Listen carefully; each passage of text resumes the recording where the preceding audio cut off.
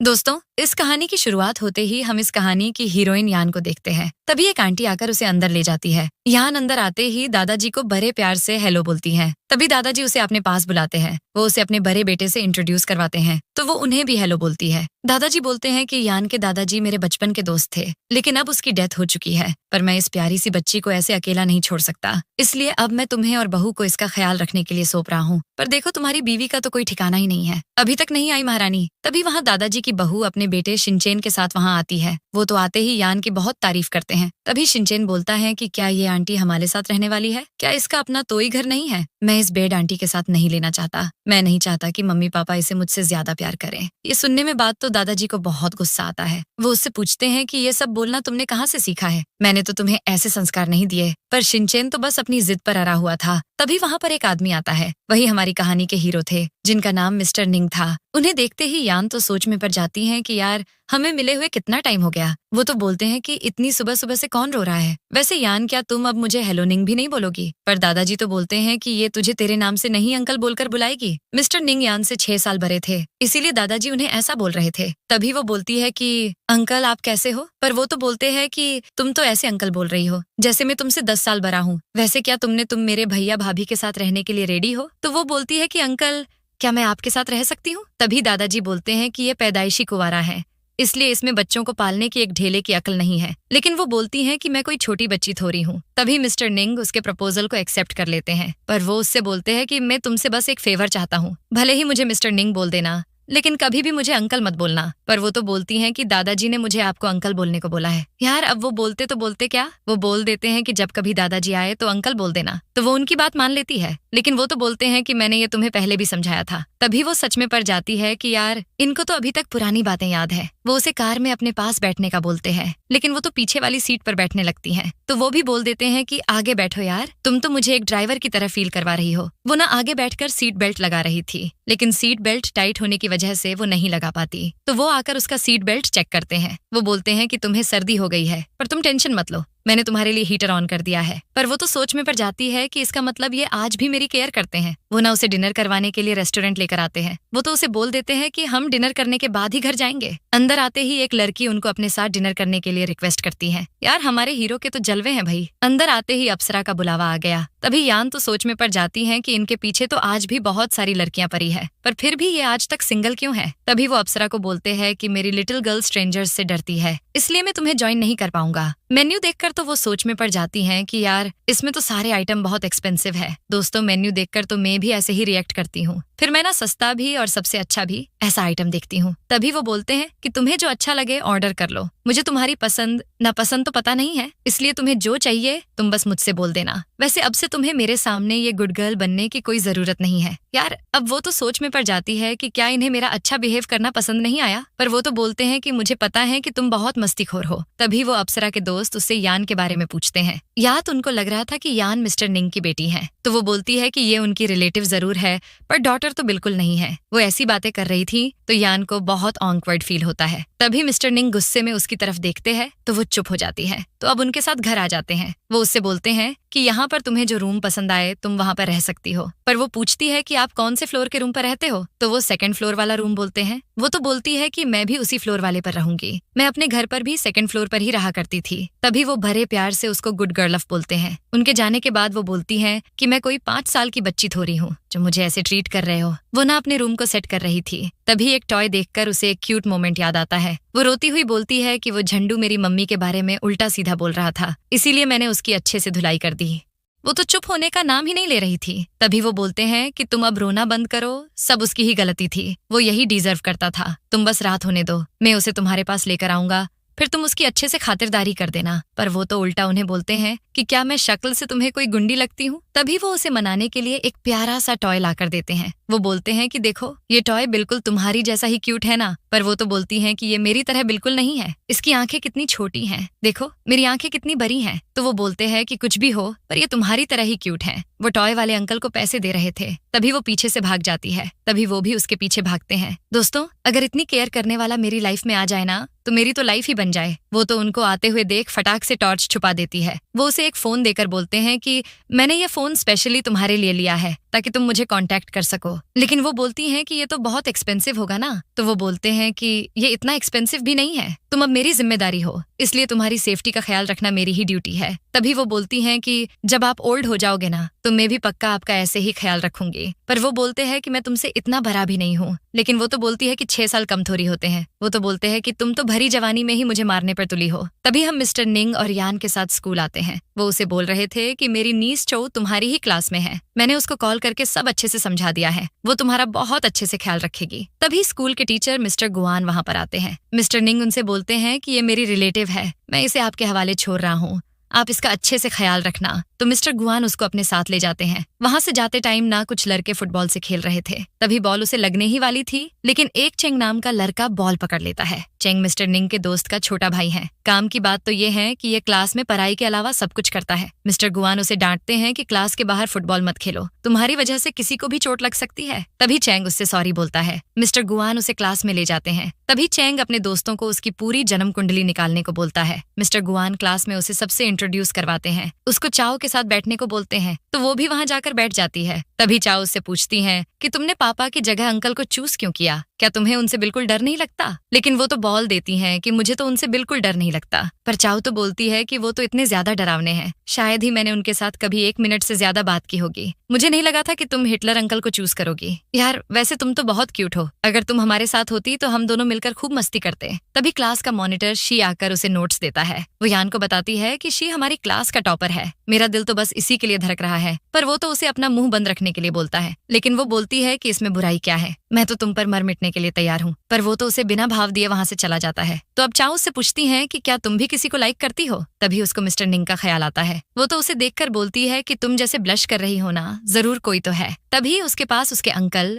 यानी मिस्टर निंग की कॉल आती है। वो तो कॉल पिक करने के बजाय यान को कॉल पिक करने का बोलती है। तो वो उससे पूछती हैं कि तुम बात क्यों नहीं कर रही? पर वो तो बोलती है कि मुझे उनसे डर लगता है, उन्होंने आज तक मुझे कॉल नहीं किया, जरूर तुम्हारा हाल चाल पूछने के लिए कॉल किया होगा। पर वो तो बोलती है कि तो उन्होंने तुम्हारी जगह डायरेक्ट मुझे कॉल क्यों नहीं किया? तभी उसे याद आता है कि वो तो फोन क्लास में ही भूल आई थी। वो उससे बोलते कि मैं कब से तुम्हारा फोन ट्राई कर रहा हूँ, पर तुम मेरा फोन क्यों नहीं उठा रही? तुम्हें पता है मैं कितना डर गया था। तभी वो बोलती है कि मुझे माफ कर दो, वो ना मेरा फोन साइलेंट पर था। पर वो बोलते हैं कि मैं अभी तुम्हें लेने आ रहा हूँ।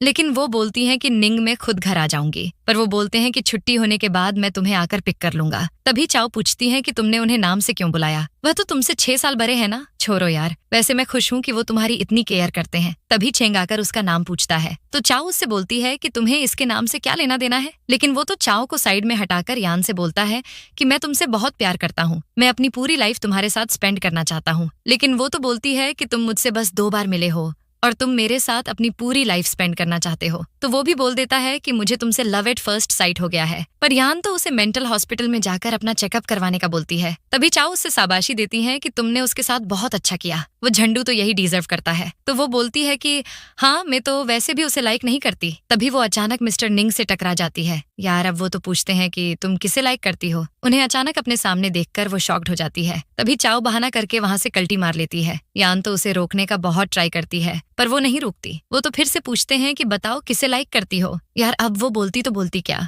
इसलिए बोल देती है कि मैं तो बस ऐसे ही बतिया रही थी। तो अब वो उससे पूछते हैं कि क्या तुम्हें किसी से प्यार हो गया है? तभी वो बता देती हैं कि एक लड़के ने थोड़ी देर पहले मुझे प्रपोज कर दिया। वो तो बोल रहा था कि पूरी लाइफ मेरे साथ स्पेंड करना चाहता है। तभी मिस्टर निंग पूछते हैं कि वो लफंगा कौन सी क्लास में है? मैं अभी 1 मिनट में उसकी अक्ल ठिकाने लगा कर आता हूँ। उनका तो पारा चढ़ जाता है। वो तो बहुत गुस्से में जा रहे थे, लेकिन वो उन्हें जैसे तैसे रोक लेती है। बड़ी मुश्किल से उनका गुस्सा शांत होता है। वो बोलते हैं कि अगर फिर से वो ऐसा करे तो मुझे बताना। तो वो उनकी हाँ में हाँ मिला देती है। मेड आंटी आकर उन्हें खाना सर्व करती है। तभी वो बोलती है कि आजकल के बच्चे तो पढ़ाई लिखाई सब छोड़ छाड़ कर बस प्यार में पड़ जाते हैं। तो मिस्टर निंग भी उनकी बात से एग्री करते हैं। तभी यान तो टेंशन में आ जाती है कि ये आंटी को क्या अभी ही इस टॉपिक पर बात करनी थी, लेकिन मेड आंटी तो चुप होने का नाम ही नहीं ले रही थी। यार वो तो बोलती हैं कि मेरी रिलेटिव की एक बेटी को प्यार हो गया कॉलेज में, अब सही से पढ़ाई लिखाई नहीं करती है, बस दिन रात उसके बॉयफ्रेंड के साथ बस फोन में लगी रहती हैं। तभी वो उसे देखकर कुछ बोलते हैं। तो वो बोलती है कि मुझे थोड़ी प्यार हो गया है जो मुझे ऐसे देख रहे हो।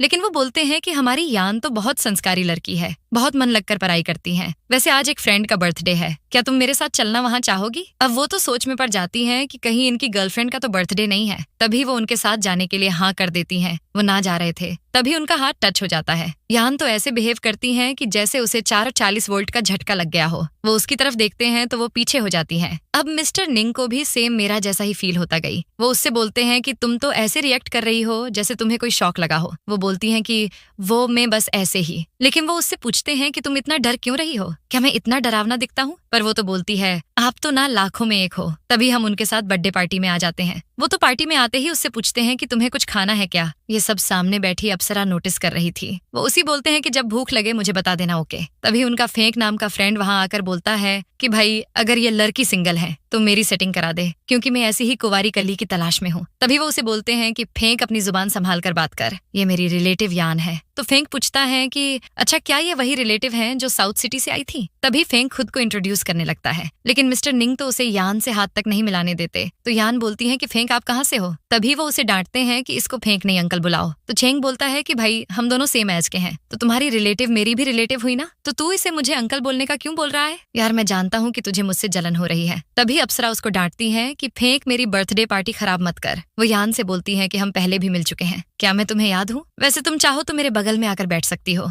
लेकिन मिस्टर निंग तो साफ तौर पर मना कर देते हैं। वो बोलते हैं कि नहीं, ये तुम्हारे साथ नहीं बैठेगी, ये सिर्फ मेरे साथ ही बैठेगी। ये सुनने के बाद तो यान का दिल गार्डन गार्डन हो जाता है। तभी वो उससे खाने का पूछते हैं, पर वो तो बोलती है कि मैं कोई छोटी बच्ची थोड़ू हूँ, मैं खुद ले लूंगी, मुझे जो चाहिए होगा। लेकिन वो तो बोलते हैं कि तुम्हारा ख्याल रखना मेरी ड्यूटी है। पर वो तो बोलती है कि मैंने आपसे कितनी बार बोला है कि मैं अब छोटी बच्ची नहीं हूँ। अब वो सब पैग लगाकर बर्थडे सेलिब्रेट करते हैं। तभी यान श्रिम्प पास करने का बोलती है, लेकिन वो तो खुद ही श्रिम्प लेकर छिलने लगते हैं। उनको ऐसा करते हुए देख यान बहुत इमोशनल हो जाती है। तो वो उससे पूछते हैं कि क्या हुआ? तभी वो बोलती है कि आप जैसे श्रिम्प सर्व कर रहे हो, मेरी माँ भी सेम ऐसे ही करती थी। आपने तो मुझे मेरी माँ की याद दिला दी।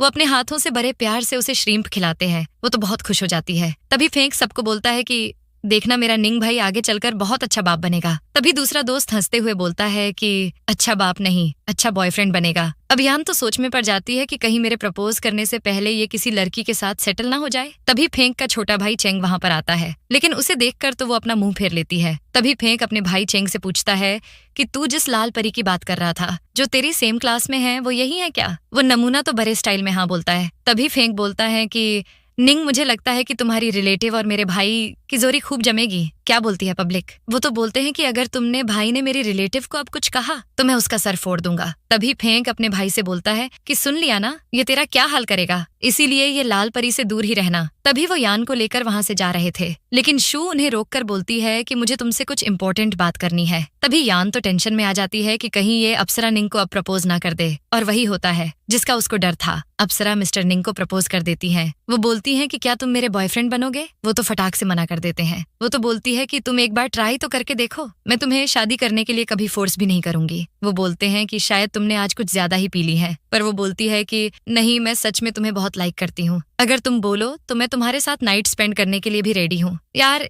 इस प्रपोजल के तो अनलिमिटेड बेनिफिट हैं। अप्सरा ने तो आज पानी में आग लगा दी। तभी वो बोलते हैं कि खुद के साथ चीट मत करो, वो भी ऐसे पर्सन के लिए जो तुम्हें बिल्कुल लाइक नहीं करता। यान कार के पास जाकर रुक जाती है। उसे ऐसे देखकर वो पूछते हैं कि तुम्हें अब क्या हुआ? वो उनसे पूछती है कि तुमने उसे फौरन मना क्यों कर दिया? तो वो बोलते हैं कि मुझे वो पसंद नहीं है, तो मना ही करूंगा ना। लेकिन वो तो बोलती है कि मैंने तो एक बुक में पढ़ा था कि लड़के तो लड़कियों के लिए हमेशा रेडी रहते हैं। तभी वो पूछते हैं कि पढ़ाई लिखाई छोड़ के ये कौन सी बुक रीड कर रही हो आजकल? वो तो पूछती है कि क्या तुम कभी किसी से प्यार नहीं करोगे? तो वो बोलते हैं कि जब तक मेरे ऊपर एक छोटी बच्ची की जिम्मेदारी है तब तक तो बिल्कुल नहीं। तभी वो बोलती है कि तुम्हें अब कितनी बार समझाना पड़ेगा कि मैं कोई छोटी बच्ची नहीं हूँ। तो अब वो जवाब देते हैं कि जब तक तुम ग्रेजुएट नहीं हो जाती तब तक तो बिल्कुल नहीं करने वाला। तभी वो बोलती है कि हाँ, करना भी मत, वरना मेरी वजह से तुम्हारा डिवोर्स हो जाएगा। हाँ। वो तो उसकी इतनी क्यूट बातें सुनकर हंसने लगते हैं। अब वो उनसे बोलती हैं कि तुम्हें अब किस बात पर इतनी हंसी आ रही है? वो बोलते हैं कि तुम इतनी क्यूट बातें करती हो ना कि मैं खुद को रोक ही नहीं पाता। घर जाते टाइम वो तो सोच में पड़ जाती है कि इसने बोला कि ये मेरी ग्रेजुएशन तक वेट करेगा प्यार करने के लिए, तो मेरा नंबर फिर कब आएगा? तभी वो अपने रूम में जा रही थी, लेकिन वो उसे रोक कर बोलते हैं कि तुम्हें नहीं लगता कि तुम्हें मुझे चेंग के बारे में सब सच बता देना चाहिए? तुम दोनों का चल क्या रहा है? तो वो उल्टा पूछती है कि क्या चल रहा है मेरे और चेंग के बीच में? वो बोलते हैं कि कुछ नहीं। तभी वो उन्हें बोलती हैं कि उसने मुझे प्रपोज किया था, पर मेरे मना करने के बाद उसने मुझे कभी परेशान नहीं किया। तो वो उसे बोलते हैं कि तुमने बहुत अच्छा किया, तुम अभी से ये प्यार व्यार के चक्कर में मत पड़ जाना। वो अपनी पर्सनल डायरी में कुछ लिख रही थी, तभी उसके पास चाओ की कॉल आती है। वो बोलती है कि शी हमें पढ़ाने के लिए मान गया है, अब मैं उसके साथ अच्छे से टाइम स्पेंड करूंगी। पर मैंने मेरे मॉम डैड को नहीं बताया कि हम मैथ्स के पेपर में फेल हो गए हैं। यार पढ़ाई वराई तो बस बहाना है, चाओ को तो शी को पटाना है। तभी यान तो टेंशन में आ जाती है कि मैं अब निंग को किस मुंह से बताऊं कि मैं फेल हो गई हूँ। वो अब बहुत हिम्मत करके उसे ये बताने आती है, लेकिन वो तो गेम खेलने में बिजी थे, अब उसे तो अच्छा खासा बहाना मिल जाता है। वो बोलती है कि अगर तुम गेम में इतने बिजी हो तो मैं बाद में आती हूँ। लेकिन अब यान को कौन समझाए कि उसके लिए तो मिस्टर निंग के पास टाइम ही टाइम है। वो उसे रोक कर बोलते हैं कि तुम्हें मुझसे क्या काम था बताओ। वो तुरंत बोल देती है कि ये रहा मेरा मैथ्स का पेपर जिसमें मैं फेल हो गई हूँ, अब मुझे एक मेकअप टेस्ट देना होगा। तभी वो उससे पेपर ले लेते हैं। तो वो बोलती हैं कि मैं मैथ्स में अच्छी नहीं हूँ ना, इसीलिए अब मुझे क्लास का मॉनिटर पड़ेगा। तभी वो उससे पूछते हैं कि क्लास का मॉनिटर लड़का है या लड़की। तो वो बोलती है कि वो एक लड़का है, पर मेरे साथ चाओ भी होगी ना, इसीलिए टेंशन लेने की कोई जरूरत नहीं है। तो वो भी बोल देते हैं कि तुम्हें वो नहीं मैं पढ़ाऊंगा। लेकिन वो बोलती है कि तुम्हें तो मैथ्स पपरे हुए सालों हो गए हैं, क्या तुम्हें अब तक कुछ याद भी होगा। पर वो बोल देते हैं कि चलो देख लेते हैं। तभी वो बोलती है कि ठीक है मैं कहीं नहीं जा रही, पर क्या तुम चाओ को भी मेरे साथ पढ़ाओगे। पर उसके मन में तो लड्डू फूट रहे थे, क्योंकि उसे तो पता था कि वो शी के साथ पढ़ने वाली है। जैसा उसने सोचा था वो सिर्फ उसे ही पढ़ाने को बोलते हैं। तभी उसके दोस्त पूछते हैं कि भाई वो लड़की कौन थी। तो वो उन्हें बोलता है कि वो मेरी रिलेटिव थी। तभी वो बोलते हैं कि लेकिन तुम्हारी तो कोई ऐसी रिलेटिव नहीं थी। वो उन्हें बताते हैं कि वो तो अभी कुछ दिन पहले ही रहने आई है। यान चाओ को कॉल करके बोलती है कि मैं तुम्हारे साथ पढ़ाई करने के लिए नहीं आऊंगी। तभी वो पूछती हैं कि क्या मेरे अंकल तुम्हें पढ़ाएंगे। वो तो उसकी खामोशी समझ जाती है। यान मुझे ऑलमोस्ट हार्ट अटैक आ गया था, मेरे बचपन में तो कभी उन्होंने मेरी पढ़ाई की परवाह नहीं की, लेकिन तुम्हें पढ़ाने के लिए तो देखो कैसे मरे जा रहे हैं। तभी यान बोलती है कि हो सकता है मैं साथ रहती हूँ इसलिए मुझे पढ़ा रहे हैं, मैं तुम्हारे साथ लाइब्रेरी भी नहीं जा पाऊंगी। अच्छा है ना, ऐसे तुम शी के साथ ज्यादा टाइम स्पेंड कर पाओगी। तो चाओ बोलती है कि अंकल लाइफ में फर्स्ट टाइम मेरे काम आए हैं, थैंक यू अंकल। मिस्टर निंग उसको पढ़ा रहे थे। तभी वो उससे पूछते हैं कि तुम्हें कुछ समझ भी आ रहा है कि नहीं। तो वो बोलती है कि वैसे क्या तुम लड़कियों को पहले ऐसे ही पढ़ाते थे। लेकिन वो फटाक से मना बोल देते हैं, पर वो बोलती है कि मैं तो नहीं मानती। तभी वो बोलते हैं कि मैंने सच में कभी ऐसा नहीं किया, चलो मान लिया बहुत सारी लड़कियां मुझसे पढ़ने आती थी, अब तुम ही बताओ मैं उन सबको एक साथ कैसे पढ़ाऊंगा। मैं तो लड़कियों के मामले में कभी भेदभाव नहीं करता। तभी वो सोचने लगती है कि तुम क्या भेदभाव करोगे, तुम तो किसी को भाव ही नहीं देते, तभी तो अखंड सिंगल हो। तभी वो उनसे बोलती है कि निंग मुझे नहीं लगता कि मैं मैथ्स में कभी पास हो पाऊंगी। पर वो बोलते हैं कि तुम्हें टेंशन लेने की कोई जरूरत नहीं है, जब तक तुम अच्छे ग्रेड्स ना ले आओ मैं तुम्हें पढ़ाऊंगा। तभी चाओ उसके नंबर्स देखकर बोलती है कि यार तुमने तो क्लास में टॉप किया है, वैसे मेरे मार्क्स भी ठीक ठाक ही है। तो वो पूछती हैं कि क्या तुम्हें शी अच्छे से नहीं पढ़ाता। वो बोलती है कि मैं बस उसकी आंखों में खो जाती हूँ, इसलिए सब ऊपर से जाता है। लेकिन यान बोलती है कि देखो मैं मैथ्स में अच्छी नहीं थी, लेकिन तुम तो ऑलमोस्ट सभी सब्जेक्ट्स में बिल्कुल जीरो हो, ऐसे तो नेक्स्ट ईयर की स्कॉलरशिप तुम्हारे हाथ से निकल जाएगी। पर वो बोलती है कि तू टेंशन मत ले, मैं शी को बोलूंगी कि वो अब से मुझे सारे सब्जेक्ट अच्छे से पढ़ाए। तभी आगे बैठी उर्वशी उससे ट्यूटर का नाम पूछती है, पर चाओ बोलती है कि उसके टीचर से पढ़ना कोई बच्चों का खेल नहीं है। तो यान बोलती है कि सॉरी मुझे मेरे अंकल पढ़ाते हैं, वो ना तुमको कभी नहीं पढ़ाने वाले। लेकिन उर्वशी तो हाथ पैर धो के उनके पीछे पड़ जाती है, तो वो दोनों मान जाती है उसकी बात करने के लिए। तभी मिस्टर निंग उसे लेने आते हैं, वो तो उसके लिए कपकेक्स भी लाते हैं, उसने टेस्ट में टॉप किया था ना इसलिए। कपकेक्स देखकर तो वो बहुत खुश हो जाती है। वो बोलती है कि ये कपकेक्स तो बहुत टेस्टी लग रहे हैं, लेकिन वो बोलते हैं कि घर जाकर खाना, कहीं स्कूल ड्रेस खराब हो गई तो। लेकिन वो बोलती हैं कि मुझे बहुत भूख लग रही है। तो वो बोलते हैं कि चलो खा लो। वो तो बिना एक सेकंड वेस्ट किए केक खाने लगती है। तभी वो उनसे बोलती है कि मेरी क्लासमेट तुमसे क्लास लेना चाहती है। उसने बोला कि पैसे की कोई कमी नहीं है, चाचा विधायक हैं हमारे, क्या तुम उसे पढ़ाने के लिए रेडी हो। लेकिन वो तो बोल देते हैं कि मैं सिर्फ तुम्हें ही पढ़ाऊंगा, मैं कोई पर्सनल टीचर थोड़ी हूँ, क्या तुमने उससे बोला था कि मैं एक टीचर हूँ। पर वो बोलती है कि नहीं, वो तो बस उसने रिक्वेस्ट की। तो वो भी बोल देते हैं कि मैं कोई सरकारी टीचर थोड़ी हूँ जो हर किसी को पढ़ाऊंगा। तभी वो बोलती है कि सही बात है, भगवान हर किसी के लिए थोड़ी जमीन पर उतर सकते हैं। तो वो पूछते हैं कि अगर भगवान तुम्हारे लिए जमीन पर आए तो तुम उनसे क्या विश मांगोगी। दोस्तों आप भी इसका जवाब कमेंट करके जरूर बताना, शायद भगवान आपकी कमेंट पर के विश पूरी कर दे। वो तो बोल देती है कि मैं बस अपना मैथ्स का टेस्ट पास करना चाहती हूँ, क्या तुम मुझे फिर से पढ़ाओगे। पर वो उसे बोलते हैं कि तुम बस ये फालतू बातों में लगी रहती हो, क्या तुम्हें स्कॉलरशिप नहीं चाहिए। वो बोलती है कि चाहिए, पक्का मैं इस बार पानी में आग लगा दूंगी। वो बोलते हैं कि अगर तुम अच्छे से हार्ड वर्क करोगी तो मैं जरूर तुम्हारी हेल्प करूंगा। यार वो तो रूम में बस मिस्टर निंग के बारे में सोच सोच कर शर्मा रही थी। जब वो कार में बैठती है तो एक बड़ा सा बॉक्स देखकर उसके होश उड़ जाते हैं। वो उससे पूछते हैं कि क्या हुआ। तो वो पूछती हैं कि ये बॉक्स में क्या है। तभी वो बोलते हैं कि कल मुझसे कोई बहुत कंप्लेंट कर रहा था, स्कूल के बाद बहुत भूख लग रही थी ना। वो तो बोलती है कि क्या मैं ये अभी खा लूं। लेकिन वो तो बोलते हैं कि क्या ये भी कोई पूछने वाली बात है, खाने के लिए ही तो लाया हूँ। बस ज्यादा मत खाना वरना पेट खराब हो जाएगा। तो वो भी मान जाती हैं। तभी वो उसकी तारीफ करते हैं कि तुम कितनी प्यारी बच्ची हो ना। तभी वो बोलती है कि अगर मेरे पापा होते तो जरूर वो तुम्हारी तरह ही मेरा ख्याल रखते। तो वो बोलते हैं कि क्या मैं तुम्हें एक बाप की उम्र का लगता हूँ। तभी हमें फ्लैशबैक दिखाते हैं। दादाजी मिस्टर निंग को बोलते हैं कि यान ने कभी अपने पापा को नहीं देखा। वो मेरे दोस्त यानी उसके नाना जी के साथ रहती थी। अब मेरा दोस्त नहीं रहा तो तुम उसका अच्छे से ख्याल रखना। वो बोलते हैं कि दादाजी मैं यान का अपनी जान से भी ज्यादा ख्याल रखूंगा। अब हम यान के साथ स्कूल आ जाते हैं। तभी उसके पास मिस्टर निंग की कॉल आती है। मिस्टर निंग उसे इलेक्टिव क्लास की वजह से साथ में डिनर करने का बोलते हैं, लेकिन वो पूछती है कि क्या टीचर कुछ नहीं बोलेंगे। तभी वो बोलते हैं कि तुम टेंशन मत लो, इलेक्टिव क्लास में बहुत सारे स्टूडेंट अपनी गर्लफ्रेंड बॉयफ्रेंड के साथ होंगे, इसलिए किसी को कुछ पता नहीं चलेगा। तो वो भी मान जाती है। तभी वो उसे पिक करने आते हैं, लेकिन अचानक एक लड़की आकर उनका नंबर मांगती है, पर वो तो फटाक से मना कर देते हैं। वो बोलते हैं कि मेरी एंजल ने मुझे लड़कियों से बात करने से स्ट्रिक्टली मना किया है। लेकिन वो तो सोच में पड़ जाती है कि मैंने कब मना किया। वो लड़की तो यान से बोलती है कि मैंने कभी सोचा नहीं था कि तुम ऐसी होगी। तो वो बोलती है कि मैं तो इनकी कोई एंजल नहीं, रिलेटिव हूँ। पर वो लड़की तो चली जाती है। तभी वो बोलती है कि वो तो स्टडी से रिलेटेड बात करना चाहती थी, लेकिन आपने मेरा नाम लेकर उसे भगा दिया। वो तो बोलते हैं कि तुम बहुत बड़ी वाली स्टूपिड हो। तुम्हें लगता है कि वो नंबर लेने के बाद मुझसे पढ़ाई लिखाई की बात करती। वो तो उनसे बोलती हैं कि आप बहुत हैंडसम हो ना, इसलिए आपके पीछे लड़कियां पड़ी रहती हैं। तभी वो बोलते हैं कि मैं तुम्हारे जितना पॉपुलर थोड़ी हूँ। कुछ लोगों को तो स्कूल के पहले दिन ही लोग प्रपोज करने आ जाते हैं। वो तो बोलती है कि अब आप मेरा मजे मत लो प्लीज। तभी मिस्टर निंग ना एक क्यूट डॉग के लिए अपने टिफिन में खाना बचा कर लाते हैं। वो उसे खाने के लिए दे देते हैं। तभी यान उसे उठाकर बोलती है कि क्या हम इसे अपने साथ घर ले चलें। वो तुरंत मान जाते हैं, लेकिन वो पूछते हैं कि क्या तुम जानती हो इस स्कूल में इतने सारे डॉग्स और कैट्स क्यों हैं। वो उनसे पूछती हैं कि क्यों। तो वो बताते हैं कि स्टूडेंट्स जब तक यहाँ पढ़ते हैं इन पेट्स को पाल लेते हैं, लेकिन पढ़ाई खत्म होने के बाद इन्हें छोड़कर चले जाते हैं। इसलिए पेट को पालना कोई बच्चों को खेल नहीं है। अगर सच में तुम्हें ये पेट चाहिए तो तुम्हें इसकी अच्छे से केयर करनी होगी। पप्पी की लाइफ स्पेन बहुत कम होती है, इसलिए इसके जाने के बाद तुम्हें खुद को संभालना होगा। लेकिन वो बोलती है कि मैंने अच्छे से सोच लिया है, हम इसे घर जरूर ले जाएंगे। वो भी बोलते हैं कि ठीक है, हम दोनों मिलकर इसको बड़ा करेंगे। वो तो उस क्यूट से पप्पी का नाम कॉटन कैंडी रखती है। वो उससे बोलती है कि मैं तुम्हारी सिस्टर हूँ और ये तुम्हारे डैड हैं। वो तो लगे हाथों पूछ लेते हैं कि क्या तुम्हें मैं इतना ओल्ड लगता हूँ जो तुम मुझे इसका डैड बना रही हो। पर वो बोलती है कि ऐसी बात नहीं है, अगर मैं तुम्हारी एज की होती तो इसको अपने बच्चे की तरह पालती ना, इसलिए। लेकिन वो तो बोल देते हैं कि मैं इसका डैड नहीं बनूंगा। मिस्टर निंग ना उसके लिए ब्रेकफास्ट बना रहे थे। तभी वो पूछती है कि तुम नूडल्स बना रहे हो क्या। तो वो बोलते हैं कि तुम भूल गई क्या कि आज तुम्हारा बर्थडे है, इसलिए स्पेशली तुम्हारे लिए मैं ये नूडल्स बना रहा हूँ। यार अब वो तो सोच में पड़ जाती है कि इसे इतने टाइम बाद भी मेरा बर्थडे याद है। ये तो मुझे हर साल बर्थडे पर गिफ्ट भी भेजता था। तभी वो बोलते हैं कि मैंने सुना था कि हर साल दादाजी तुम्हारे बर्थडे पर नूडल्स बनाते थे,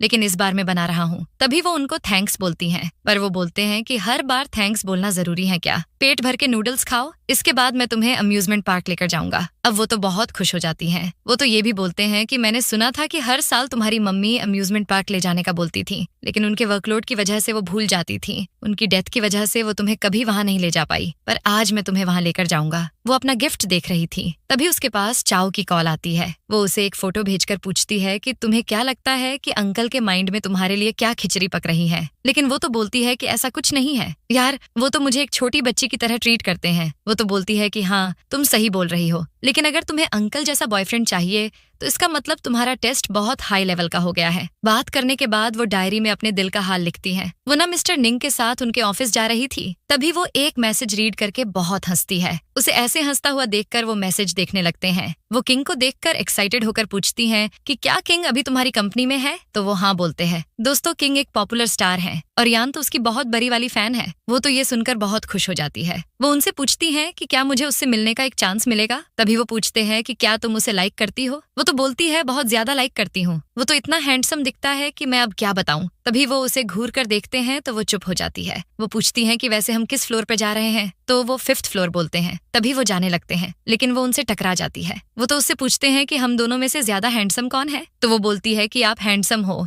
आप तो ना बहुत बड़े वाले हैंडसम हो। ये सुनने के बाद तो वो बहुत खुश हो जाते हैं। अब हम उनके साथ ऑफिस आते हैं। किंग को देखकर वो मिस्टर निंग से उसका ऑटोग्राफ लाने का बोलती है, पर वो पूछते हैं कि तुम्हें ऑटोग्राफ क्यों चाहिए। तभी वो किंग के पास जाते हैं। किंग उन्हें देखकर बोलता है कि सर मैं आपका ही वेट कर रहा था। वैसे क्या ये कोई न्यू आर्टिस्ट है। लेकिन वो बोलते हैं कि ये मेरी रिलेटिव है। तो वो बोलता है कि अच्छा आप अपनी लिटिल एंजल को साथ लाए हो। लेकिन यान तो सोच में पड़ जाती है कि ये एक दूसरे को जानते कैसे हैं। तभी वह उसे ऑटोग्राफ लेने का बोलता है। तभी मिस्टर निंग उसे किंग का ऑटोग्राफ लेने का बोलते हैं। वो किंग का ऑटोग्राफ देखकर बोलती हैं कि ये कितना ज्यादा हैंडसम है ना यार। लेकिन निंग भी कोई कम हैंडसम नहीं है। वैसे अच्छा हुआ कि वो एक स्टार नहीं है, वरना उनके पास तो मुझसे मिलने तक का टाइम नहीं होता। वो तो पढ़ाई करते करते ही सो जाती है। तभी वहाँ पर मिस्टर निंग आ जाते हैं। वो तो ना सोई हुई बहुत क्यूट दिख रही थी, नींद में बस उनका ही नाम जप रही थी। वो तो उसे अपनी बाहों में उठाकर ले जाते हैं। सुबह उठते ही उसके पास चाओ की कॉल आती है। वो उसे बोलती है कि यार मैं कितना अच्छा ड्रीम देख रही थी, तूने कॉल लगाकर सब बर्बाद कर दिया। तो वो उससे पूछती है कि क्या ड्रीम देख रही थी। वो बोली कि मेरे क्रश ने मुझसे शादी कर ली थी, हम ना हनीमून मनाने वाले थे, बस तभी तूने उठा दिया। पर वो पूछती है कि क्या तुम्हारा क्रश तुम्हारे पुराने स्कूल से है, लेकिन वो कुछ नहीं बोलती। तो वो बोलती है कि भगवान करें कि तेरा ड्रीम सच हो जाए, अब तू तेरे क्रश का नाम तो बता दे। लेकिन वो तो टॉपिक ही चेंज कर देती है। वो पूछती है कि वैसे तुमने इतनी सुबह किस काम के लिए कॉल की थी। तो वो बोलती है कि शी ने लाइफ में फर्स्ट टाइम मुझे कल एक जोक सुनाया, उसने पहले कभी ऐसा नहीं किया यार, तुझे क्या लगता है मैं उसे पटा लूंगी ना। उनके ये सारी बातें मिस्टर निंग सुन लेते हैं। वो उनको देखकर पूछती हैं कि तुम यहाँ कब आए। वो तो बोलते हैं कि तुम अपनी क्रश से शादी करने वाली थी, वैसे कब कर रही हो शादी। पर वो बोलती है कि मैं तो बस सपना देख रही थी। तो वो बोलती हैं कि मैंने बस क्रश पर फोकस किया था। वैसे क्या उसका नाम नानचेंग है यार। वो तो सोच रही थी कि मैं अब कैसे बताऊं कि मैं तुम्हें लाइक करती हूँ। अब वो बोलती तो बोलती क्या, इसलिए बोल देती हैं कि हाँ वही था, लेकिन अब मैं उसको बिल्कुल लाइक नहीं करती। तो वो भी पूछ लेते हैं कि फिर उसके साथ शादी के सपने क्यों देख रही थी। तो वो बोलती हैं कि कैसी बातें कर रहे हो यार, अब सपने पर मेरा कोई कंट्रोल थोड़ी है। वो भी बोलते हैं कि मैं समझ सकता हूँ, तुम दिन रात बस उसके बारे में सोचती होगी, तभी तो वो तुम्हारे सपनों में आ रहा है। लेकिन वो बोलती हैं कि ऐसी बात नहीं है, पर किसी को लाइक करना बुरी बात थोड़ी है। तो वो पूछते हैं कि क्या तुम अभी भी उसके साथ टच में हो, लेकिन वो मना कर देती हैं। तभी वो उसको कॉफी कप देकर वापस रख देते हैं। वो बोलती है कि मैं तो अपना होमवर्क कर रही थी, मैं होमवर्क करते करते सो गई थी, क्या तुम मुझे यहाँ लाए थे। तो वो हाँ बोलते हैं। वो तो सोच रही थी कि इसका मतलब निंग मुझे यहाँ पर उठाकर लाया था। वो तो ये सोच सोच कर ही बहुत खुश हो जाती है। तभी वो बोलते हैं कि तुम तो एक बेबी की तरह खर्राटे मार रही थी। ये सुनने के बाद तो वो शर्म के मारे पानी पानी हो जाती है। उसे तो ये झूठ लगता है, पर वो बोलते हैं कि मैं सच बोल रहा हूँ, क्या तुम्हें लगता है कि मैं ऐसा झूठ बोलूंगा यार। अब वो तो सोच रही थी कि ये कितने हार्टलेस है ना, मेरा दिल रखने के लिए क्या मना नहीं कर सकते। तभी वो बोलती है कि मैंने जानबूझकर थोड़ी ये किया होगा। ये सुनने के बाद तो वो बहुत हंसते हैं। वो बोलते हैं कि मैं तो बस मजाक कर रहा था, बस तुमने नींद में कुछ बोला था। वो पूछती हैं कि क्या बोला था। वो बोलते हैं कि मेरा वाला किंग से ज्यादा हैंडसम है, ये बोला था। मिस्टर निंग तो यान को एक बैग गिफ्ट में देते हैं। वो पास हो गई थी ना इसलिए, तो वो उनकी बहुत तारीफ करती हैं। वैसे आपको वैलेंटाइन पर क्या गिफ्ट मिलता है ये कमेंट करके जरूर बताना। तभी हम यान के साथ स्कूल आते हैं। चाओ तो आते ही उससे पूछती है कि क्या तुमने ये न्यू बैग लिया है या फिर अंकल ने तुम्हें गिफ्ट में दिया है। तो वो उससे पूछती हैं कि तुमको कैसे पता चला। वो बताती हैं कि ये बैग इम्पोर्टेड है, हमारी कंट्री में कहीं नहीं मिलने वाला। तो यान उससे पूछती हैं कि क्या ये बैग एक्सपेंसिव है। वो उसे बोलती हैं कि यान ये बैग 19 लाख का है। ये सुनने के बाद तो यान को 440 वोल्ट का झटका लगता है। अगर मुझे कोई इतना एक्सपेंसिव बैग गिफ्ट करता ना, तो मेन तो कब की कोमा में चली जाती। यान तो फिर भी होश में है। क्लास एंड होने के बाद वो उसे लेने आते हैं, पर कार तो फेंक अंकल ड्राइव कर रहे थे। उनको वहां देखकर वो पूछती हैं कि मिस्टर निंग कहाँ है। लेकिन जब वो पीछे देखती है तो मिस्टर निंग नशे की हालत में टल्ली पड़े थे। चेंग अंकल बोलते हैं कि ये बस तुम्हें पिक करने की जिद कर रहा था, इसलिए मैं उसकी लिटिल एंजल को पिक करने आ गया। तो वो उन्हें थैंक्स बोलती है। वो तो बोलते हैं कि घर जाकर अच्छे से ख्याल रखना इसका। तभी वो उनके पास जाकर बैठ जाती है। वो तो चिल्लाकर पूछती हैं कि आपने इतनी ज्यादा ड्रिंक क्यों की। वो बोलते हैं कि चेंग अभी मेरी एंजल को स्कूल से पिक करने चलो। वो तो मेन फिर जाती है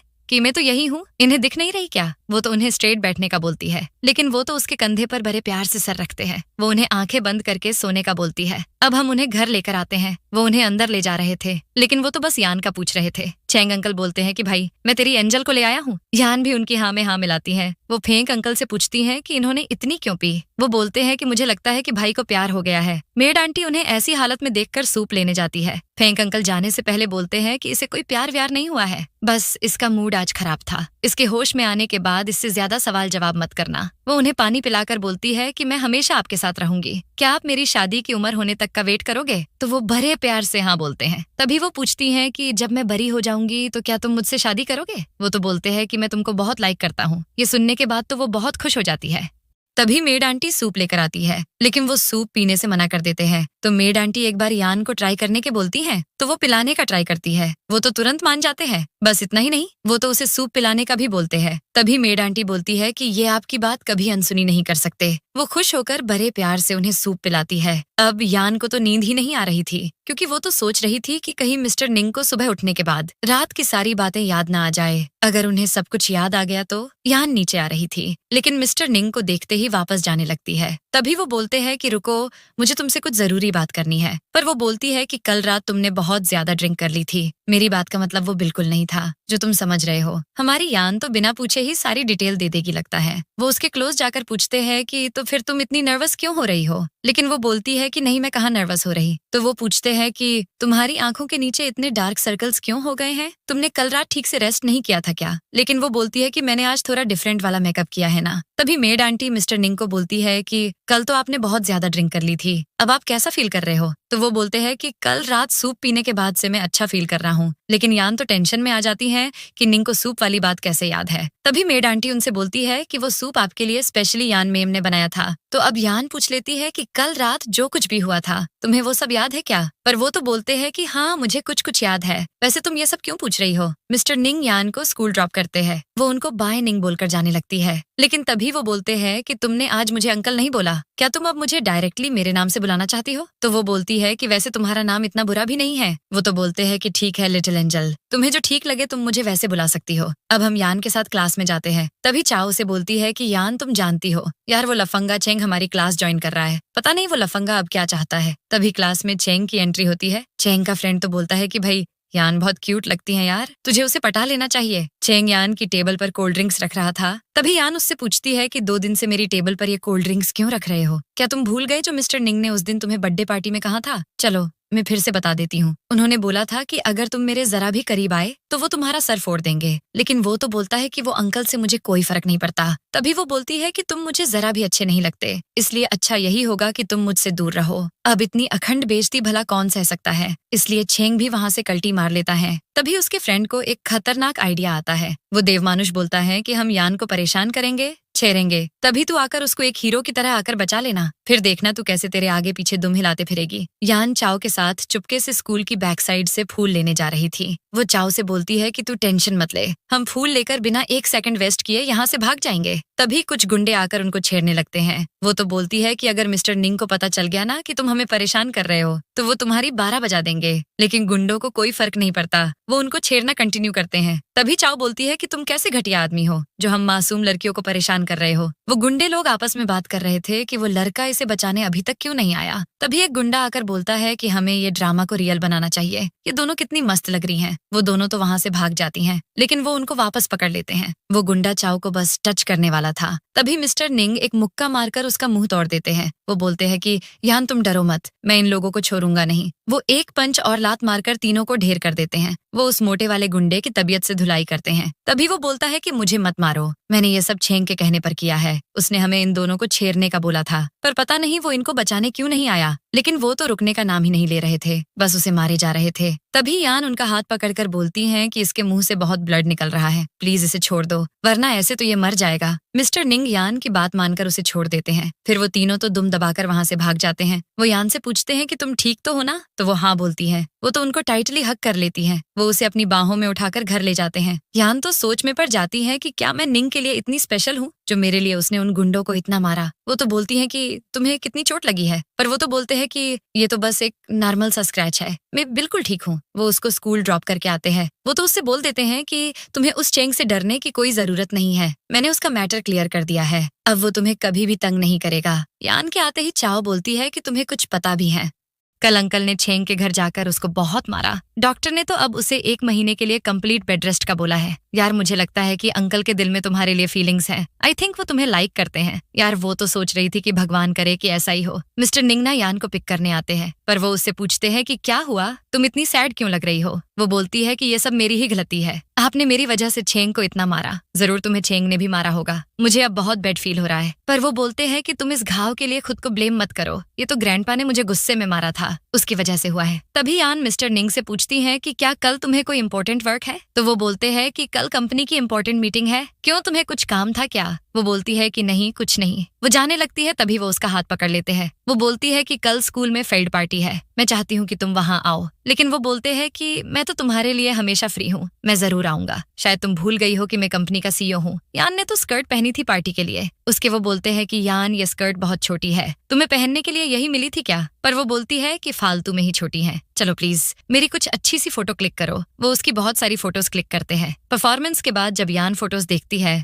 तो बोलती है कि ये क्या, तुमने तो सिर्फ मेरी फोटो ली है, मैंने तो तुम्हें हम दोनों की फोटो लेने के लिए बोला था। यार अब वो क्या करें, उनका तो फुल फोकस हमेशा बस यान पर ही रहता है। अब वो अपना दिल का हाल कैसे बताते। वो बोल देते हैं कि मुझे लगा कि तुमने मुझे सिर्फ अपनी फोटो लेने के लिए बोला था, चलो ठीक है मैं अब चलता हूँ, मुझे ऑफिस जाना है। बेचारी चाओ बोलती है कि यान कोई बात नहीं, हम सेल्फी ले लेते हैं। मिस्टर निंग यान को जाते टाइम बोलते हैं कि अब परफॉर्मेंस एंड हो गई है, तुम फटाफट अपनी ड्रेस चेंज कर लो। चाओ तो बोलती है कि यार अंकल तो तुम्हारे लिए बहुत पॉजिटिव हैं। तभी हम चाओ और यान के साथ मॉल जाते हैं। चाओ बोलती है कि मुझे अच्छा वाला वूल लेना है, मैं शी के लिए एक स्कार्फ बुनना चाहती हूँ। तो यान भी सोचती है कि बस कुछ दिनों में निंग का बर्थडे आ रहा है, मुझे भी उसके लिए स्पेशली एक स्कार्फ बनाना चाहिए। चाओ तो व्हाइट कलर का वूल लेती है। तभी यान बोलती है कि चाओ मुझे भी मिस्टर निंग के लिए एक स्कार्फ बनाना है। यान को ग्रे कलर का वूल ज्यादा पसंद आता है। यान ना रूम में स्कार्फ बुन रही थी, तभी मिस्टर निंग रूम के अंदर आ जाते हैं। वो तो उनको देखकर बोलती है कि मैं कॉटन कैंडी के लिए स्वेटर बना रही हूँ, पर वो उसका झूठ पकड़ लेते हैं। वो बोलते हैं कि तुम झूठ बोल रही हो ना, सच बताओ किसके लिए बना रही हो। तो वो बोलती है कि मैं तुम्हारे लिए ये स्कार्फ बना रही हूँ, मैं तुमको सरप्राइज देना चाहती थी लेकिन तुम्हें तो पता चल गया। वो उसका हाथ पकड़कर बोलते हैं कि मैं फ्रेंड्स के साथ डिनर पर जा रहा हूँ, क्या तुम आओगी मेरे साथ। लेकिन वो बोलती है कि मैं नहीं आ रही, मुझे होमवर्क करना है। मिस्टर निंग अपने फ्रेंड्स के साथ बाहर जाते हैं। वो फेंक को बोलते हैं कि भाई तू जानता है यान तो स्पेशली सिर्फ मेरे लिए स्कार्फ बुन कर रही है, बस उनके फ्रेंड्स के साथ ऐसी ही बातचीत हो रही थी। यान मिस्टर निंग को एक प्यारा सा स्कार्फ गिफ्ट करती है। वो उससे बोलते हैं कि मैं फर्स्ट टाइम एक स्कार्फ पहन रहा हूँ, क्या तुम इसे पहनने में मेरी हेल्प कर दोगी। फिर वो उनको स्कार्फ पहनाती है। तभी उनको ग्रैंडपा की कही हुई बात याद आ जाती है।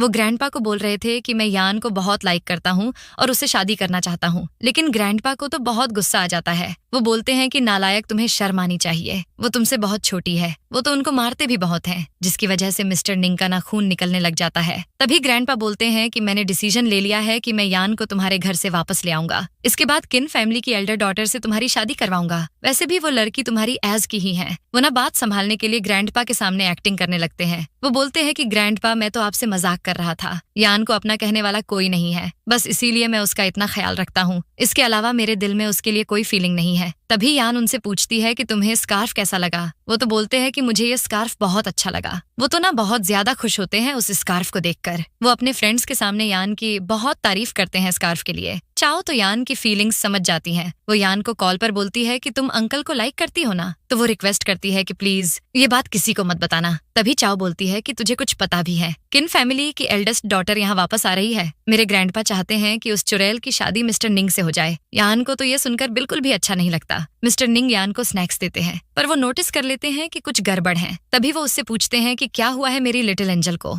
आज इतनी सैड क्यों हो, क्या तुम अब इतनी बड़ी हो गई हो जो ये बात शेयर नहीं करना चाहती। वो उनसे बोलती है कि मुझे किसी से पता चला है कि तुम शादी करने वाले हो, क्या ये बात सच है। वो बोलते हैं कि ग्रैंडपा चाहते हैं कि मैं किन फैमिली की एल्डर डॉटर से शादी कर लूं, लेकिन मैं ऐसा नहीं चाहता, क्योंकि मैं जिसको पसंद करूंगा सिर्फ उससे ही शादी करूंगा। तभी वो पूछती हैं कि आपको किस तरह की लड़की पसंद है। तो वो बोलते हैं कि जो खूबसूरत हो और बिल्कुल तुम्हारे जैसी हो। वैसे तुम यहाँ क्यों आई थी, मुझे देखने आई थी क्या। पर वो बोलती है कि यहाँ पर सिर्फ आप थोड़ी हैंडसम हो, लड़कों की कमी थोड़ी है। तो वो पूछते हैं कि क्या वो लड़के मुझसे ज्यादा हैंडसम हैं? लेकिन वो बोलती है कि नहीं, ऐसी बात नहीं है। इंटरनेट पर कुछ लड़के अपनी बहुत हैंडसम वाली फोटोज अपलोड करते हैं। अब वो तो बोलते हैं कि क्या तुम फोन पर दिन भर पढ़ाई के नाम पे ये सब देखती रहती हो। तो वो भी बोलती है कि तुम तो ऐसे बोल रहे हो जैसे तुमने आज तक किसी लड़की को सोशल मीडिया पर फॉलो ही नहीं किया। लेकिन वो बोलते हैं कि मैंने आज तक किसी लड़की को फॉलो नहीं किया, विश्वास नहीं है तो खुद एक बार चेक कर लो। ज़ाबी वो फोन ऑन करती है तो उसे अपनी फोटो वॉलपेपर पर दिखती है। वो तभी उनसे बोलती कि तुमने वॉलपेपर पर मेरी फोटो क्यों लगाई है। पर वो बोलते हैं कि मुझे ये फोटो अच्छी लगी तो लगा दी। तभी यान चाओ से पूछती है कि निंग का बर्थडे आ रहा है, मैंने तो उसको स्कार्फ पहले ही गिफ्ट कर दिया है, अब मैं उसको क्या गिफ्ट करूँ यार। तो चाओ उसे एक धमाकेदार आइडिया देती है कि एक काम कर, तुम उनको अंडरवियर गिफ्ट कर दो।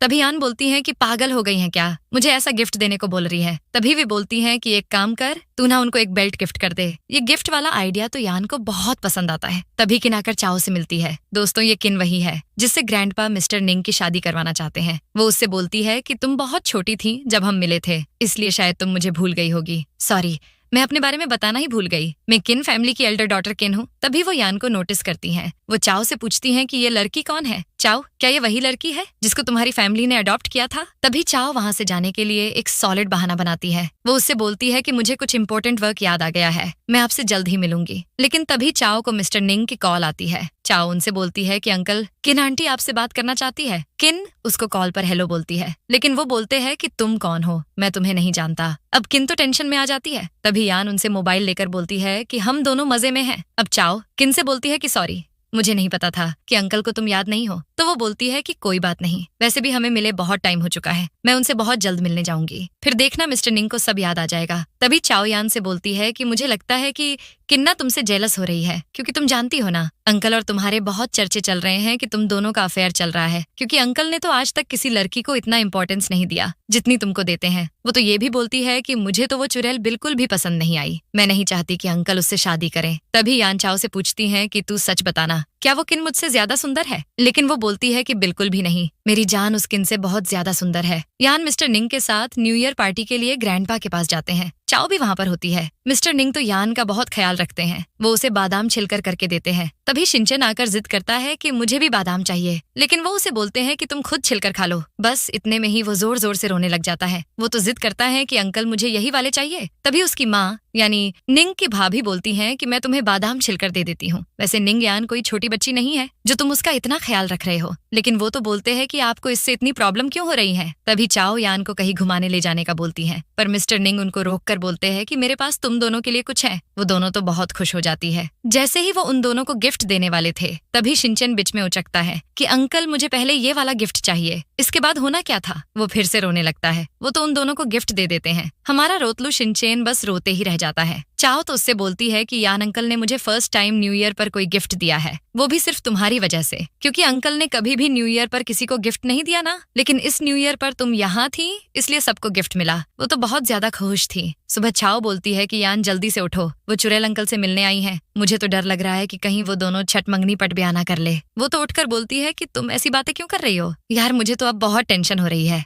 तभी किन मिस्टर निंग को बोलती है कि तुम मेरे लिए बादाम मत छिलो, इसमें बहुत फैट होता है। लेकिन वो बोलते हैं कि तुमसे किसने बोला कि मैं ये सब तुम्हारे लिए कर रहा हूँ, ये क्या इसके साथ तो मोए मोए हो गया। वो तो बोलती है कि तुम मेरे साथ ऐसे रूड बिहेव कैसे कर सकते हो, मैं जानती हूँ कि तुम ये सब यान की वजह से कर रहे हो, पर वो तुमसे बहुत छोटी है, तुम्हें तो सिर्फ मैं डिजर्व करती हूँ। तो वो भी बोल देते हैं कि तुम होती कौन हो खुद को यान से कंपेयर करने वाली, वो तो तुम्हारी किस्मत अच्छी है कि मैं लड़कियों पर हाथ नहीं उठाता, वरना मैं तुम्हें यहाँ से आज धक्के मारकर निकालता। जैसे ही मिस्टर निंग बाहर आते हैं तो उन्हें चाओ यान के एक साथ दर्शन होते हैं। वो दोनों से पूछते हैं कि तुम दोनों यहाँ पर क्या कर रही हो। तो यान बोलती है कि मुझे पता चला है कि तुम किन के साथ यहाँ पर डेटिंग कर रहे हो, बस इसलिए मैं किन से मिलने आ गई। लेकिन वो तो बोल देते हैं कि मैं सपने में भी उसे डेट करने का नहीं सोच सकता। वो उसको खाने के लिए बादाम देते हैं। अब वो तो पूछती हैं कि तुम किन के साथ डेट पर बादाम छील रहे थे। वो बोलते हैं कि मैं बहुत बोर हो रहा था, इसलिए इससे अच्छा ऑप्शन मुझे नहीं मिला। यान तो मिस्टर निंग को बड़े प्यार से बर्थडे विश करती है। वो बोलते हैं कि ये मेरा तुम्हारे साथ सेकंड टाइम बर्थडे सेलिब्रेशन है। तो वो बोलती है कि पता भी है मैंने तुम्हारा कितना वेट किया, देखो केक भी मेल्ट हो गया है। लेकिन वो बोलते हैं कि ये केक तो अभी भी बहुत टेस्टी लग रहा है। वो तो ना उसे एक हाउस गिफ्ट करते हैं। वो उसे समझाते हैं कि बहुत जल्द तुम्हारा ग्रेजुएशन कंप्लीट होने वाला है, तो हमारा एक साथ रहना ठीक नहीं होगा, इसलिए मैं तुम्हें ये न्यू होम गिफ्ट कर रहा हूँ। लेकिन वो तो बोल देती हैं कि इसका मतलब तुम नहीं चाहते कि अब मैं तुम्हारे साथ रहूं। तो वो बोलते हैं कि नहीं ऐसा नहीं है, मैं बस ये चाहता हूँ कि तुम्हारा खुद का अपना घर हो। तो वो पूछती है कि क्या इसका मतलब तुम नहीं चाहते कि मैं तुम्हारे घर से जाऊं। वो बोलते हैं कि हाँ मैं चाहता हूँ कि तुम हमेशा मेरे साथ रहो। यान तो इमोशनल होकर उनको हक कर लेती है। लेकिन वो उससे बोलते हैं कि तुम टेंशन मत लो, अगर तुम्हारी शादी भी हो गई ना फिर भी ये घर हमेशा तुम्हारा ही रहेगा। यार वो तो रोने लग जाती है। तो वो पूछते हैं कि यान तुम रो क्यों रही हो, क्या मैंने कुछ गलत बोल दिया क्या। तभी वो बोलती है कि निंग मैं तुमसे शादी करना चाहती हूँ। पर वो बोलते हैं कि तुम ये क्या पागलों की तरह बात ही हो। वो उनका ऐसा रिएक्शन देखकर टॉपिक चेंज कर देती हैं। वो बोलती है कि मैं तो बस मजाक कर रही थी, वो दोनों बस ऐसे ही बातचीत कर रहे थे। तभी यान को नींद आ जाती है। मिस्टर निंग बड़े प्यार से उसको अपनी जैकेट उड़ाते हैं, फिर उसे अपनी बाहों में उठाकर उसके रूम में ले जाते हैं। तभी चाओ और यान बार में बहुत ज्यादा ड्रिंक कर लेती हैं। यार चाओ बोलती है कि वो शी को मेरी फीलिंग्स की कोई वैल्यू नहीं है, वो गधा मुझसे प्यार क्यों नहीं करता। कितना दिमाग खराब होता है जब आप किसी से प्यार करो पर वो तुम्हें जरा सा भी भाव ना दे, वो तुमसे बिल्कुल भी प्यार ना करे। तो यान बोलती है कि सच्चा प्यार करने वालों की हमेशा ऐसे ही जिंदगी झंड हो जाती है। यार ये सारे आदमी कमीने होते हैं। तभी चाओ बोलती है कि मैंने उस कमीने को हमेशा सपोर्ट किया, लेकिन उसने तो मुझे कहीं का नहीं छोड़ा, कहीं ये तन्हाई मुझे मार न डाले। तभी चाओ यान को थोड़ा कम पीने का बोलती है। तू ज्यादा मत पी यार, वरना अंकल मेरी जान ले लेंगे। लेकिन यान बोलती है कि निंग तो मुझे एक छोटी बच्ची की तरह ट्रीट करता है, वो क्या मुझे खाक लायक करेगा। तभी वो बेहोश हो जाती है। चाओ मिस्टर निंग को कॉल करके बोलती है कि अंकल यान ने बहुत ज्यादा ड्रिंक कर ली है, आप प्लीज इसको यहाँ से ले जाओ। मेन लोकेशन सेंड कर देती हूँ। वो तो गुस्से में बोलते हैं कि मैं अभी वहाँ आ रहा हूँ। मिस्टर निंग बार में जाकर यान को घर ले जाते हैं, पर वो तो नशे की हालत में बोलती है कि मुझे तुम्हें एक किस करनी है। वो तो उनको किस भी कर लेती है। अब मिस्टर निंग तो दंग रह जाते हैं कि इसे क्या हो गया। तभी यान ना फ्रेंड्स को अपना स्कार्फ दिखा रही थी। तभी प्रोफेसर आकर बोलते हैं कि यान तुम्हारी फैमिली वाले बाहर वेट कर रहे हैं। यान आकर ग्रैंडपा से मिलती है, लेकिन उनके साथ एक स्ट्रेंजर को देखकर सोच में पड़ जाती है। तभी ग्रैंडपा उसे बताते हैं कि यान ये तुम्हारे पापा हैं, मैंने सब अच्छे से चेक कर लिया है, यही तुम्हारे असली पापा हैं। वो उनसे डायरेक्टली पूछती है कि आप मुझसे चाहते क्या हो, लेकिन वो बोलते हैं कि मुझे तुमसे कुछ जरूरी बात करनी है। अगर मैं यहाँ वापस नहीं आता तो मुझे कभी भी पता नहीं चलता कि मेरी एक बेटी भी है। मुझे बहुत मुश्किल से तुम्हारा पता चला है बेटा, मुझे माफ कर दो, मुझे ये सब बहुत लेट पता चला, पर मैं अब तुम्हें अपने साथ इंग्लैंड लेकर जाना चाहता हूँ। लेकिन वो बोलती है कि मैं यही रहना चाहती हूँ। वो उससे बोलते हैं कि तुम्हारी माँ से डिवोर्स लेने के बाद मैं इंग्लैंड शिफ्ट हो गया था, पर मैंने कभी शादी नहीं की बेटा, प्लीज मैं चाहता हूँ कि तुम मेरे साथ रहो। तो वो बोलती है कि मुझे कुछ समझ नहीं आ रहा, ये सब कुछ इतना अचानक हो रहा है, मेरी अभी पढ़ाई भी कंप्लीट नहीं हुई है। तभी वो यान को बोलते हैं कि तुम टेंशन मत लो, मैं तुम्हारी पढ़ाई खत्म होने के बाद ही तुम्हें यहाँ से ले जाऊंगा, पर मैं तुम्हारे साथ कोई भी जबरदस्ती नहीं करना चाहता, इसलिए तुम आराम से अपना डिसीजन ले लेना। तभी मिस्टर निंग यान से बोलते हैं कि ग्रैंडपा ने मुझे बताया कि तुम्हारे पापा वापस आ गए हैं, क्या तुम अब उनके साथ इंग्लैंड चली जाओगी?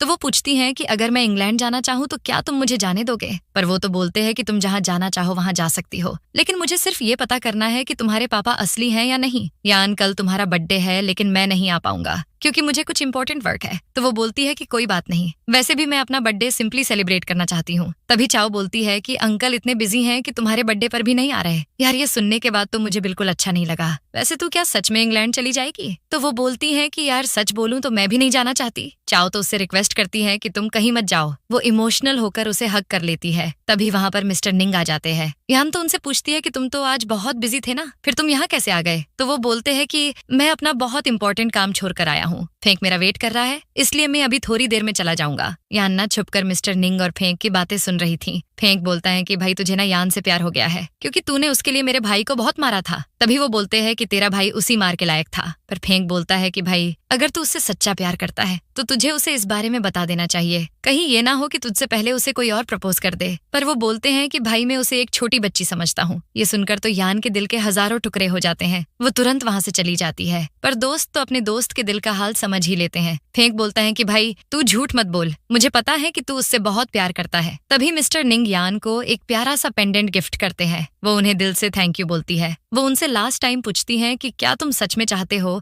कि मैं इंग्लैंड चली जाऊं? पर वो बोलते हैं कि मैं सिर्फ ये चाहता हूँ कि तुम हमेशा खुश रहो, इसलिए मुझे तुम्हारे इंग्लैंड जाने से कोई प्रॉब्लम नहीं है। यान अपने पापा को कॉल पे बोल देती हैं कि मैं आपके साथ इंग्लैंड जाने के लिए रेडी हूँ। वो तो बहुत खुश हो जाते हैं। वो तो उससे बोलते हैं कि बस तुम्हारे एग्जाम्स खत्म हो जाए, फिर हम हमेशा के लिए इंग्लैंड चले जाएंगे, तुम वहाँ जाकर एक अच्छे से कॉलेज में अप्लाई कर लेना। मिस्टर निंग बोलते हैं कि यान तुम इंग्लैंड जा रही हो ना, मैं तो तुम्हारे लिए बहुत खुश हूँ, मुझे कुछ इंपॉर्टेंट वर्क है इसलिए मुझे जाना होगा। तुम्हारे पापा से बात हो गई है, वो तुम्हें पिक कर लेंगे। वहाँ पहुँचने के बाद याद से मुझे कॉल करना, ओके? वैसे अगर इंग्लैंड जाने का इरादा बदल जाए तो यहीं पर मेरा वेट करना। यान तो सोच में पड़ जाती है कि निंग मैं तुम्हें सच में बहुत लाइक करती हूँ, लेकिन अब मैं तुम्हें भूलने की पूरी कोशिश करूंगी। मिस्टर निंग यान के रूम में जाते हैं, पर उसको रूम में नहीं देखते तो बहुत टेंशन में आ जाते हैं। जो पेंडेंट उन्होंने यान को गिफ्ट दिया था वो ना साइड में टेबल पर पड़ा होता है। अब वो ना बहुत अपसेट हो जाते हैं। वो तो यान के टॉय को हक करके बस उसे ही याद कर रहे थे। तभी फेंक उनको कॉल पर बोलता है कि तू आ गया क्या भाई? भाई तू ठीक तो है ना? वो बोलते हैं कि भाई तू सही बोल रहा था यार, यान हमेशा के लिए इंग्लैंड चली गई है, वाइन लेकर मेरे घर आजा भाई। वो ना बहुत ज्यादा ड्रिंक कर लेते हैं। फेंक बोलता है कि भाई तूने बहुत ज्यादा पी ली है, ऐसे तो तेरी तबीयत खराब हो जाएगी। वो बोलते हैं कि भाई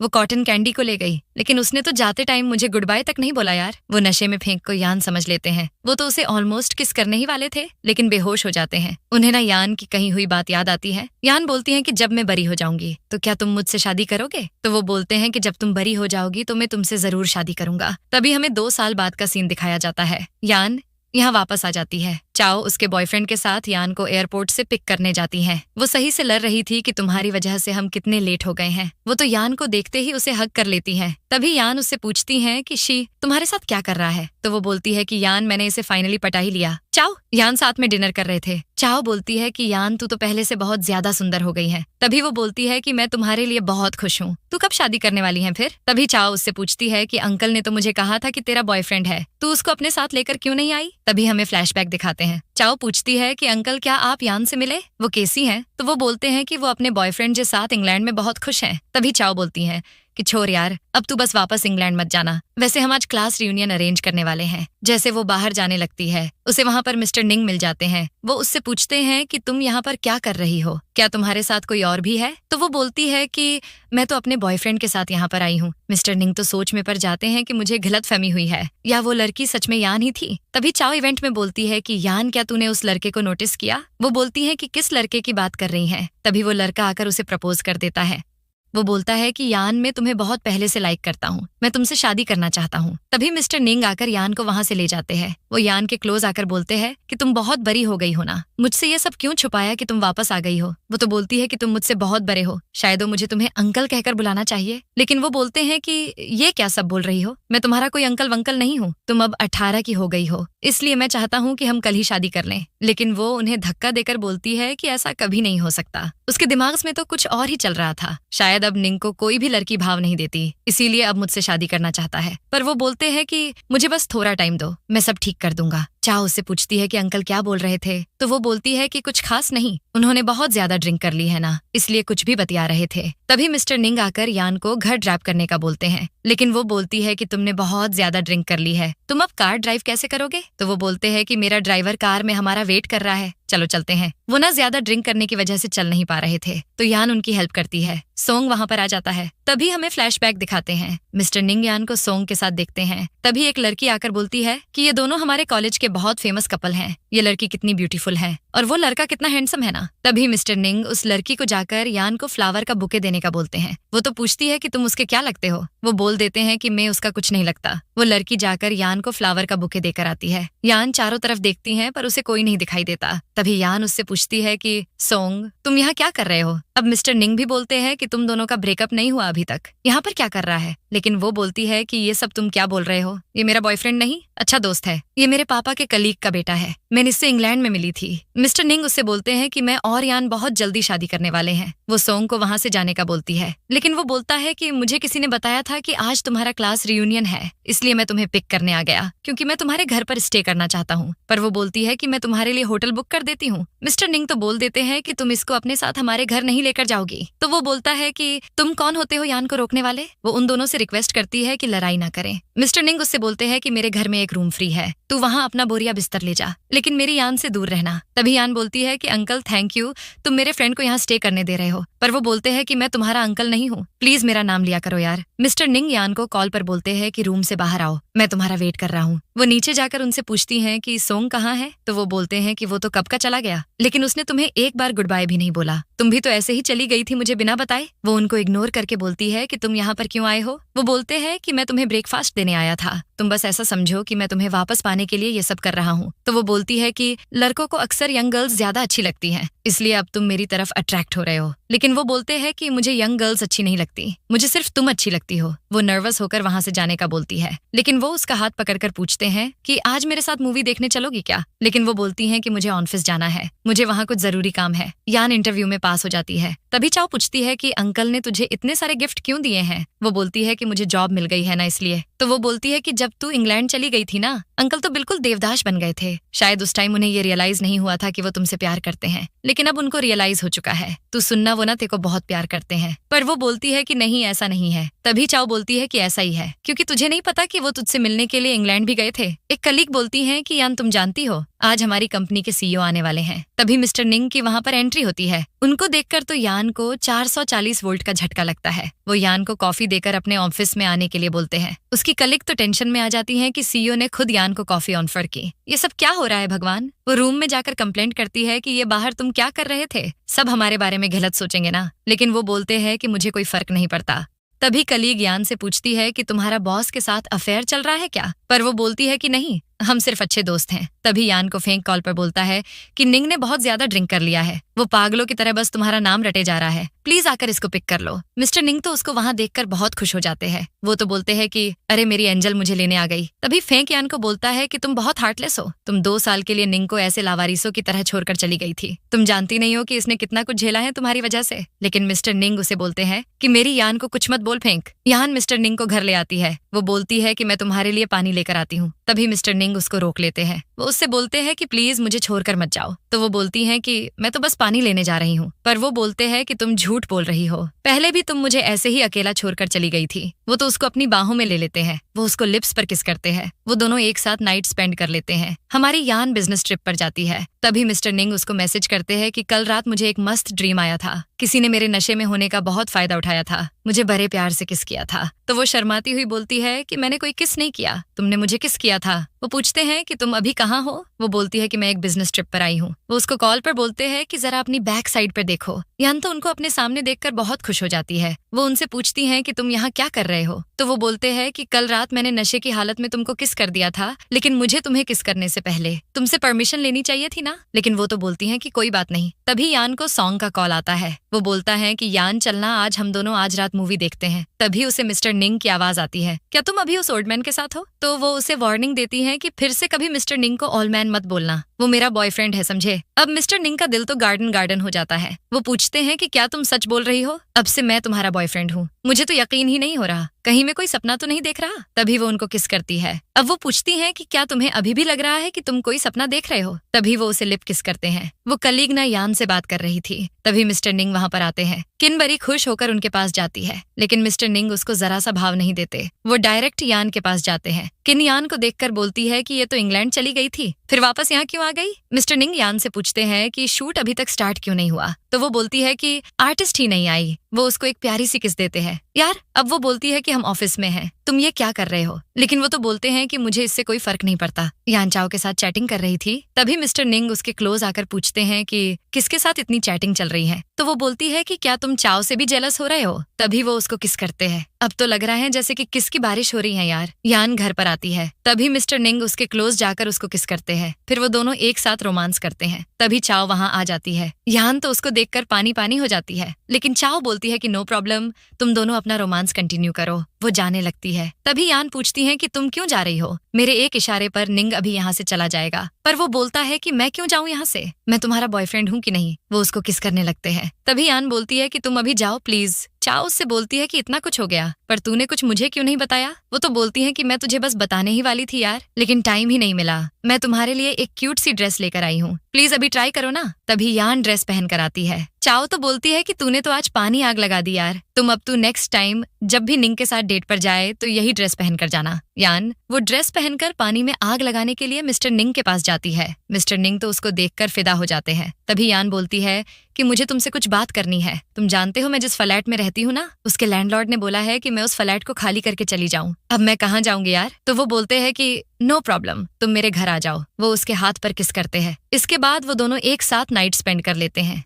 तभी यान चाओ से बतिया रही थी कि तुम जानती हो मैं फिर से निंग के बंगलों में रहने के लिए जा रही हूँ। तो वो बोलती है कि तू पहले भी तो वही रहती थी, ये तो बहुत बड़ी खुशखबरी है यार। पर वो बोलती है कि लेकिन तब हम बॉयफ्रेंड गर्लफ्रेंड नहीं थे ना। मिस्टर निंग ना यान को पैकिंग में हेल्प करते हैं। तभी वो बोलते हैं कि मैं एक बिजनेस ट्रिप पे जा रहा हूँ, क्या तुम मेरे साथ चलोगी। पर वो बोलती है कि नहीं, मुझे ऑफिस में बहुत काम है। इसके बाद वो दोनों के साथ बहुत मजे करते हैं। तभी कलीग यान को बोलती है कि तुम जानती हो मिस्टर निंग ने अपने ऑफिशियल पेज पर फेक रूमर को एक्सपोज किया है। वो बोल रहे हैं कि वो किन के साथ कभी किसी रिलेशनशिप में नहीं थे। तभी यान मिस्टर निंग के पास जाती है। वो बोलते हैं कि इंटरनेट पर बहुत सारी फेक रूमर्स चल रही हैं, तुम कहीं उसके चक्कर में मत आ जाना। पर वो बोलती हैं कि मुझे तुम पर पूरा ट्रस्ट है। तभी वो पूछती हैं कि क्या कुछ पता चला किसने ये सब रूमर स्प्रेड किया है। तो वो बोलते हैं कि मैं जानता हूँ कि ये सब किन्ने किया है, इसलिए मैंने उस पर केस कर दिया है। तभी वो पूछती है कि तुम ग्रैंडपा को हमारे रिलेशनशिप के बारे में कब बताओगे। तभी वो ग्रैंडपा को कॉल करते हैं। वो उनसे बोलते हैं कि मैं यान से बहुत प्यार करता हूँ, सिर्फ उसी से शादी करना चाहता हूँ। तभी यान बोलती है कि ग्रैंडपा, मैं निंग के साथ बहुत टाइम से रिलेशनशिप में हूँ, लेकिन उनको तो मिस्टर निंग पर अखंड डाउट होता है। वो पूछते हैं कि क्या तुम्हें निंग ने शादी के लिए फोर्स किया है। तभी वो बोलती है कि नहीं, ऐसा नहीं है ग्रैंडपा, मैं ना निंग से बहुत प्यार करती हूँ। तभी ग्रैंडपा बोलते हैं कि मियाँ बीवी राजी तो क्या करेगा काजी, मुझे तुम दोनों से अभी कुछ जरूरी बात करनी है। मिस्टर निंग यान ग्रैंडपा से मिलने जाते हैं। ग्रैंडपा बोलते हैं कि यान, क्या तुम सच में निंग से शादी करना चाहती हो। लगता है कि हमारे दादाजी को लिखित में एक चिट्ठी देनी पड़ेगी, तभी उनको विश्वास होगा। वो तो खुशी से हाँ बोलती है। तो वो बोलते हैं कि मैं अभी तुम्हारे पापा से तुम्हारी शादी की बात करने के लिए इंग्लैंड जा रहा हूँ। दोस्तों, अब निंग और यान के तो मजे ही मजे। तभी असिस्टेंट हमारी यान के लिए मेकअप आर्टिस्ट को लेकर आता है।